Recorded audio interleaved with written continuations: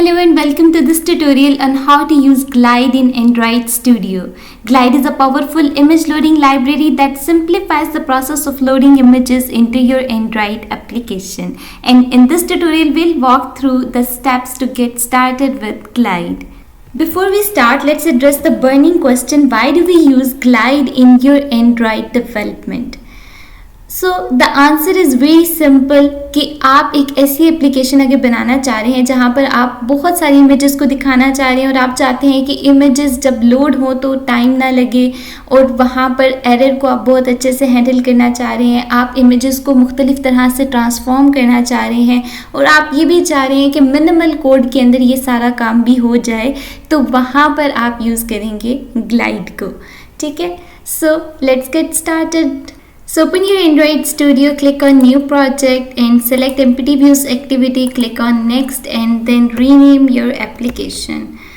I want to rename it to Glide Image Library. Okay, and then select here Kotlin and select the SDK minimum to 5. Okay, then finish. While building your project, move to your Chrome and search here Glide Android. Click on first link, which is bump.tech/glide. Click on it. Scroll down and you will find out here Glide. You can also view the Glide's documentation. After more scrolling, you will find here download. In the download section, you will find how you can implement Glide in your project. Okay, so first you have to check the repositories which contain Google and Maven Central, and then you have to add the implementation link in your dependencies. Okay, so click this link, go back to your project in Android Studio and click on Gradle Scripts, then module app, scroll down and you will find here dependencies. Enter here and then paste it. You have to do some changes here, like change the string literal and add brackets here. Okay, after that move to your setting gradle.kts and check here both the Google and Maven Central are already present. Okay, so now sign your project. After that click on manifest folder and here is the manifest file. Okay, and here you have to add the permission which is necessary for using Glide in your project. So right here uses permission and then give it to the permission of internet. After that you can also give the permission of network access state, which is also very important in case of handling errors, because here Glide access your network state. Next step is to add an image view in main activity.xml file. So drag the image view and drop it here. Select background or any of these you want. Move here in the center. Okay, and then split right here.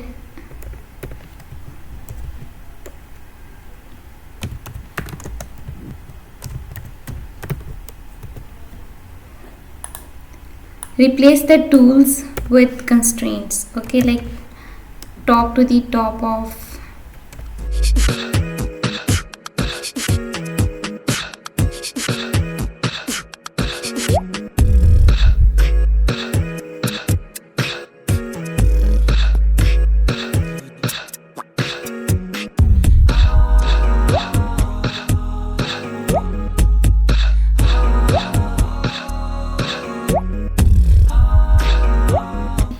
Looks good. Now move to your main activity.kotlin file. Before writing Glide code, let's quickly enable binding in our project. So move to your module app in the Gradle scripts and write here build features. Enter here before that and view binding is equal to true. Now sign your project.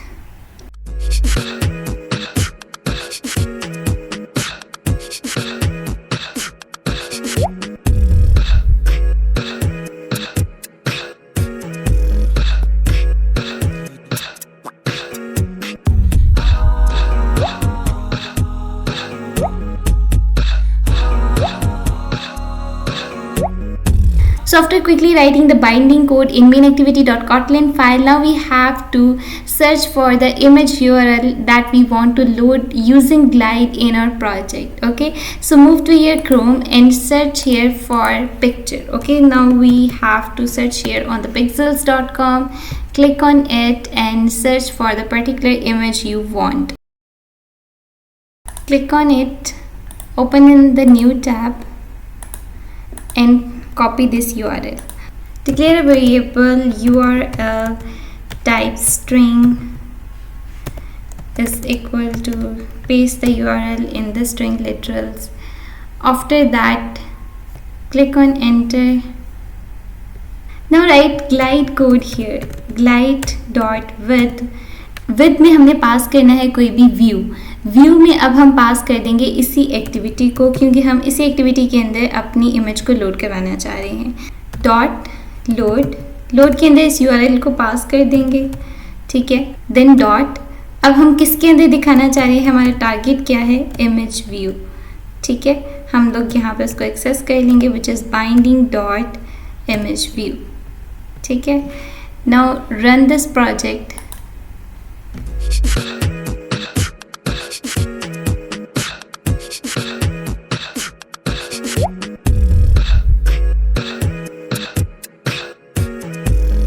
तो आपने देखा कि image जो है वो successfully load हो गई है. इसने थोड़ा सा टाइम लिया था बिकॉज जो इंटरनेट स्पीड है उस पर ये डिपेंड कर रहा होता है. अगर आपकी नेटवर्क की स्पीड अच्छी है तो ये बहुत जल्दी लोड होगा, और अगर नहीं है तो फिर हमने एरर को किस तरह से हैंडल करना है, और उससे पहले यूज़र को कुछ ऐसा दिखा दे जिससे उसको पता चल जाए कि इमेज जो है वो लोड हो रही है. ठीक है, while it take some time. Okay, तो उसके लिए हम क्या करेंगे, यहाँ पर प्लेस होल्डर सेट कर देते हैं. ठीक है, लाइक प्लेस होल्डर सेकेंड वाला यहाँ पे क्लिक करें और यहाँ पर आप ड्रॉएबल पे जाएं, r.drawable डॉट. अब यहाँ से जो ड्रॉएबल के अंदर इमेज आपने पर्टिकुलर इसके लिए सेट करनी होगी वो आप रखेंगे और वहाँ से उसको रेफ़र कर लेंगे. ठीक है, यहाँ पर अभी कोई इमेज नहीं है तो मैं बैकग्राउंड को सिलेक्ट कर लेती हूँ. ठीक है, और यहाँ पर अब क्या होगा कि इस इमेज के लोड होने में जितना टाइम लगेगा उससे पहले यूज़र को ये वाली इमेज जो है वो शो होगी. ठीक है, सो इसलिए हम लोग यूज़ करते हैं बेसिकली प्लेस होल्डर को. अगर ऐसा हो कि यूज़र के पास इंटरनेट कनेक्शन नहीं है या इंटरनेट कनेक्शन बहुत डाउन है, उसकी इतनी स्पीड ही नहीं है कि वो इमेज को लोड कर सके, तो वहाँ पर आप उस एरर को किस तरह से हैंडल करेंगे, उसके लिए आप लगाएंगे यहाँ पे एरर, और यहाँ पर उसे एक ऐसी इमेज शो कर देंगे जो कि उससे मिलती जुलती है, या फिर आप उस एरर को किस तरह से कवर करेंगे वो इमेज आपने यहाँ पर शो कर देनी है यूज़र को. ठीक है, तो उसके लिए आप ड्रॉएबल से इमेज ले सकते हैं, r.drawable.foreground. ठीक है, और ये इमेज उसको इंटरनेट फेलियर की सूरत में नज़र आ जाएगी. ठीक है, इसकी फॉर्मेटिंग थोड़ी सी करते हैं लाइक दिस. अब आपको समझ आ गई कि एरर और प्लेस होल्डर आपने क्यों लगाया है. ठीक है, एक और ज़बरदस्त फीचर जो कि ग्लाइड प्रोवाइड करता है कि आप इस इमेज को ट्रांसफॉर्म कर सकते हैं टू डिफरेंट शेप्स.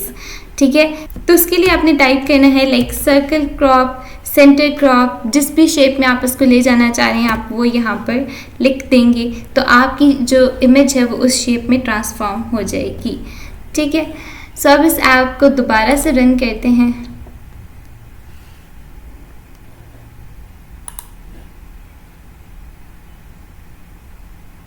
सो आपने देखा कि इस इमेज के लोड होने से पहले आपको एक ग्रीन कलर की इमेज नज़र आई थी जो कि यूज़र को ये बता रही है कि यहाँ पर एक इमेज लगी हुई है और वो इमेज अभी लोडिंग प्रोसेस में है. ठीक है, जैसे ही वो इमेज लोड होगी तो आपको इस तरह की इमेज जो कि आपने सेट की थी वो आपको नज़र आ जाएगी.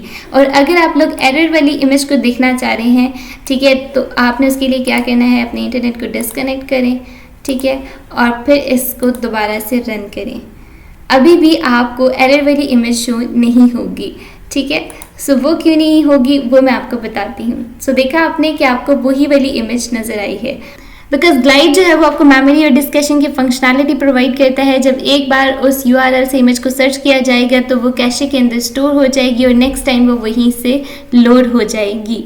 ठीक है, बिकॉज इससे क्या होगा कि अगर इंटरनेट स्पीड स्लो भी है तो भी नेक्स्ट टाइम आपको वो इमेज जो है जल्दी से स्क्रीन के ऊपर नज़र आ जाएगी.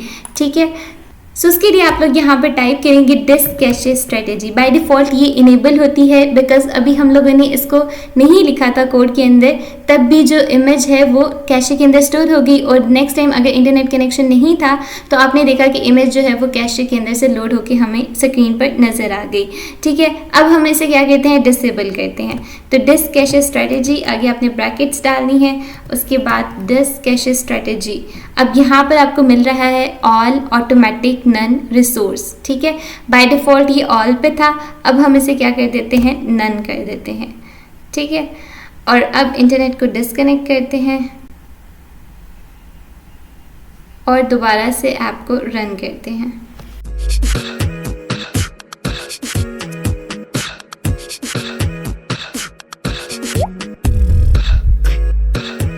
सो इमेज लोड नहीं हुई, ठीक है, बिकॉज कैशे के अंदर वो इमेज स्टोर नहीं है। अब आपने देखा कि क्योंकि इमेज लोड नहीं हुई तो एरर आ रहा है। हमने जो उसे परमिशन दी थी नेटवर्क एक्सेस की, उसने नेटवर्क को चेक किया, नेटवर्क नहीं था, तो उसने एरर वाली इमेज जो है वो स्क्रीन पर डिस्प्ले करवा दी। मैंने यहाँ पर एंड्रॉइड ऐप का आइकन सेट किया था, आप यहाँ पर कोई भी इमेज सेट कर सकते हैं जो कि आप एरर की सूरत में यूज़र को दिखाना चाह रहे हैं। आई होप कि आपको समझ आ गई होगी कि आप लोग ग्लाइड लाइब्रेरी को किस तरह से यूज़ कर सकते हैं, किस तरह से आप इसकी डिफरेंट फंक्शनैलिटीज़ को यूज़ कर सकते हैं, इसकी शेप को ट्रांसफॉर्म कर सकते हैं, एरर की सूरत में आपने क्या करना है। I hope this video helps you a lot. If you have any question related this, put it in comment section, I will definitely reply you, and don't forget to hit the subscribe button. Happy learning.